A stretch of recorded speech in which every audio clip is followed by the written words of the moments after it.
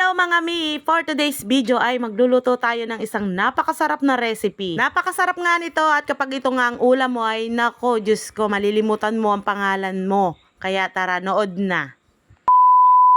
Parang nag-crave nga ako sa sinigang na hipon o sugpo. Kaya tara mga mi, samahan nyo ako magluto. Magsisigang nga tayo kaya kailangan natin ng patola, gabi, at ang kangkong. 3 piraso nga lamang na klase ng gulay ang aking ilalagay dyan. Kamatis, sili, sibuyas nga lamang ang aking ipanggigisa at meron tayong Knorr sinigang, Magic Sarap at original na Del Monte na tomato sauce. O san ka pa ha, may tomato sauce ang aking sinigang. Uunahin ko muna magayat dyan ng mga gulay at inuna ko nga itong patola. Kailangan nga natin dyan ng mga lagayan na paglalagyan nga nitong mga ginayat kong gulay. Naisip ko nga na bilao na lamang ang aking paglagyan para ito na lamang at hindi na maraming gamit pa ang aking gagamitin.